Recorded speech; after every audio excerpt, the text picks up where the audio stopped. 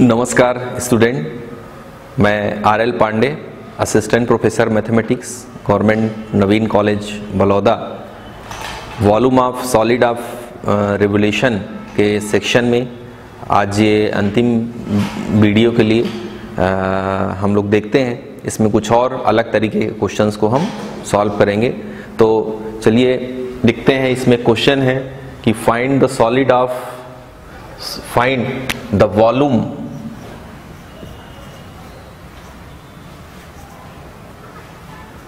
of solid formed by revolution of curve a minus x y square is equal to a square x about its asymptotes। तो सबसे पहले हमको इसकी tracing देखना पड़ेगा कि ये कर्व बन किस तरीके से रहा है। तो पिछले जो क्वेश्चन हमने देखा था पिछले वीडियो में, उसी के हिसाब से हम लोग आगे बढ़ते हैं। आपको जो कर्व दिया है वो है a minus X Y square is equal to A square X. इसको सॉल्व कर लेते हैं। A square Y minus X Y square is equal to A square X, और ये आपको मिलेगा A square X minus plus X Y square minus A Y square is equal to 0। ये equation number 1 हो गया।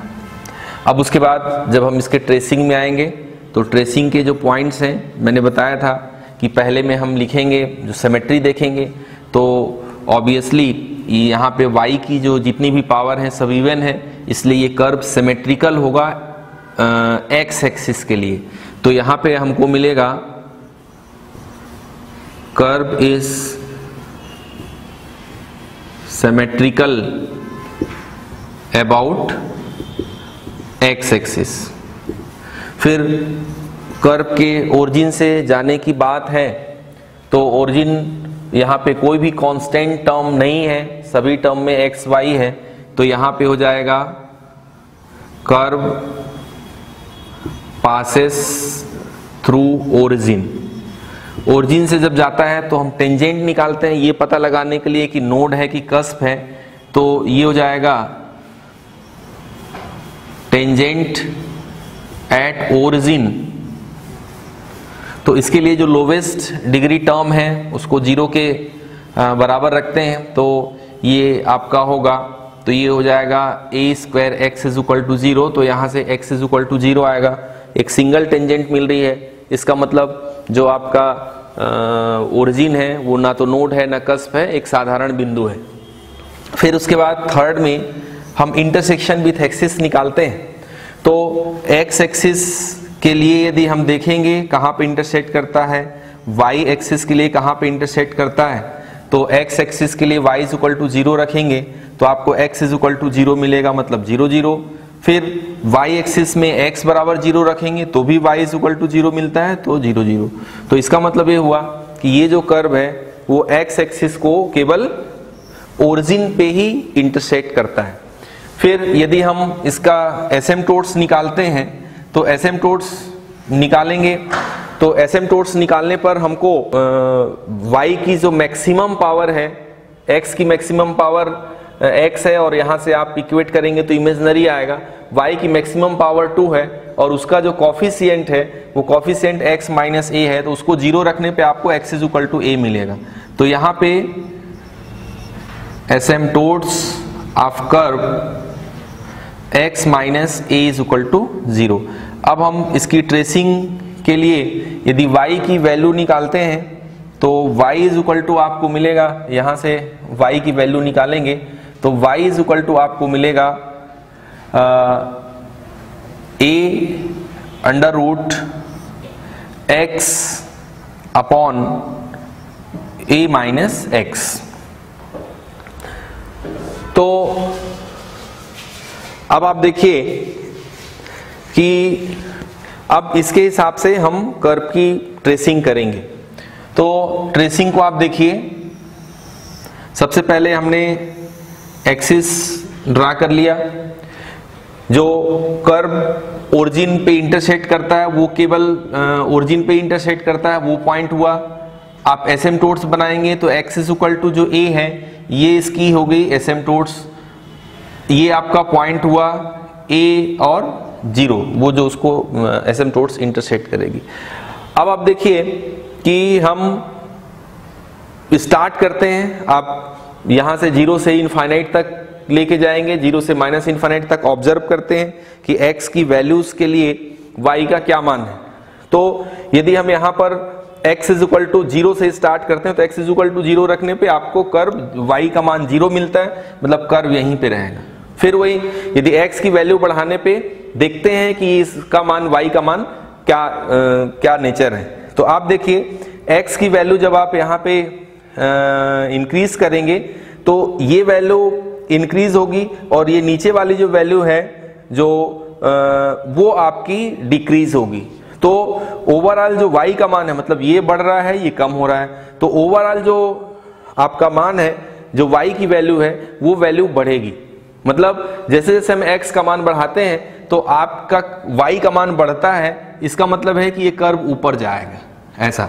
और आप ये देखिए कि इंक्रीज करते हुए जैसे ही आप x is equal to a पर पहुंचते हैं तो x is equal to a पर पहुंचने पर y का मान इनफाइनाइट हो जाता है। तो इसका मतलब ये है कि ये कर्व इस लाइन को इनफाइनाइट पे टच करेगा, इसकी एसिम्प्टोट्स भी है। अब आप देखिए यदि हम x की वैल्यू a से अधिक ले लेते हैं, यहां पे आते हैं तो a से यदि अधिक लेंगे तो a से अधिक लेने पर ये अधिक हो जाएगा, ये कम हो जाएगा, तो ये निगेटिव हो जाएगा। रूट के अंडर निगेटिव मतलब इमेजनरी, इसका मतलब आपका कर्व या इधर पे नहीं बनेगा।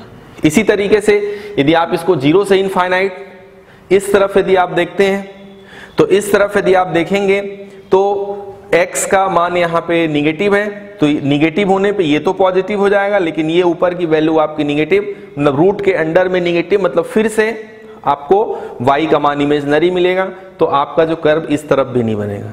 तो अब कुल मिला के क्या हुआ कि आपका कर्व यहां भी नहीं बन रहा है, यहां भी नहीं है और यहां इस तरीके से है। तो और ये इसकी एसिम्प्टोट्स है। तो यदि हम ये देखें तो आपका जो कर्व है वो इस तरीके से यहां तक आ गया। अब सिमेट्री हम यूज करते हैं, आपका कर्व x एक्सिस के लिए सिमेट्रिकल है, मतलब जैसा ऊपर बना है उसी तरीके से नीचे भी बनेगा ऐसा। अब क्वेश्चन क्या है, क्वेश्चन ये है कि ये जो एरिया है कर्व को आप x एक्सिस के चारों तरफ नहीं घुमा रहे हो, क्वेश्चन है कर्व को आप एसिम्प्टोट्स के चारों तरफ घुमा रहे हो। तो ये जो एरिया है उसको आप इसके चारों तरफ जो घुमा रहे हो उसके घुमाने से जो सॉलिड बनेगा उसका वॉल्यूम आपको निकालना है। मैंने आपको बताया था कि 4 फॉर्मूले बताए थे, x एक्सिस के चारों, x एक्सिस के तरफ रिवोल्यूशन, फिर x एक्सिस के पैरेलल किसी लाइन के लिए, या आप y एक्सिस के चारों तरफ, या y एक्सिस के पैरेलल किसी लाइन के लिए। तो यदि आप ध्यान से देखें तो यहाँ पे जो फॉर्मूला है, यहाँ पर आप y एक्सिस के ये जो लाइन है जिसके चारों तरफ आप उसको घुमा रहे हो वो लाइन y एक्सिस के पैरेलल है। तो y एक्सिस के पैरेलल है, इसका मतलब ये हुआ कि आपको y एक्सिस के पैरेलल लाइन का जो फॉर्मूला है उसको आपको यूज करना पड़ेगा।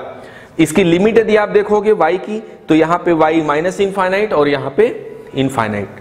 यदि आप सिमेट्री यूज करते हो, चूंकि x एक्सिस के लिए सिमेट्रिकल है, तो सिमेट्री यूज करोगे तो 2 का मल्टीप्लीकेशन करना पड़ेगा और वो जो लिमिट आपकी आएगी वो 0 टू इनफाइनाइट हो जाएगी। तो इस बार हम जो स्ट्रिप है इस तरीके से लेंगे।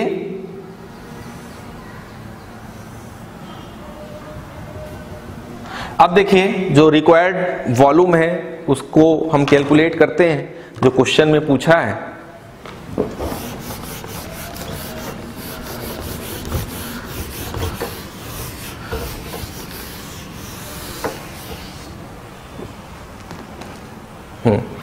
तो वॉल्यूम जो होगा, required volume is equal to, symmetry हम यूज कर लेते हैं तो ये जाएगा 2 इंटू पाई, और जब सिमेट्री आप यूज करोगे तो लिमिट होगी 0 टू इनफाइनाइट, और x is equal to a के चारों तरफ आप घुमा रहे हो तो हो जाएगा x minus a whole square और dy। अब यहाँ पर हमको ये जो कर्व है उसमें से x की वैल्यू निकालना है, तो x की वैल्यू निकालोगे तो ये हो जाएगा a Y square minus X Y square is equal to A square X. इसको आप रफ में कर लेंगे तो हो जाएगा a Y square is equal to Y square plus A square into X, और x इज इक्वल टू आपको मिलेगा A Y square upon A square plus Y square, और ये जो हो जाएगा इसका मान। तो अब आप ये वैल्यू को पुट करिए तो आपको मिलेगा 2 पाई 0 टू इनफाइनाइट, ये x की वैल्यू रख दीजिए, ये होगी A Y square upon A square plus Y square minus A और डी वाई। इसको आप सॉल्व करेंगे तो ए वाई स्क्वायर कैंसिल हो जाएगा और आपको ऊपर में मिलेगा, यहाँ पे स्क्वायर भी है, ऊपर में मिलेगा ए क्यूब का square means A to the power 6, तो ये हो जाएगा 0 to infinite A to the power 6 upon A square plus Y square D Y. अब हम इसको आगे सॉल्व करते हैं तो ये हो गया आपका 2 pi A to the power 6 0 to infinite D Y upon A square plus Y square का ये होल स्क्वायर होगा। अब यहाँ पर फिर से हम सब्स्टिट्यूशन यूज करते हैं। सब्स्टिट्यूशन हम क्या लेंगे, सब्स्टिट्यूशन हम लेते हैं y is equal to a tan theta.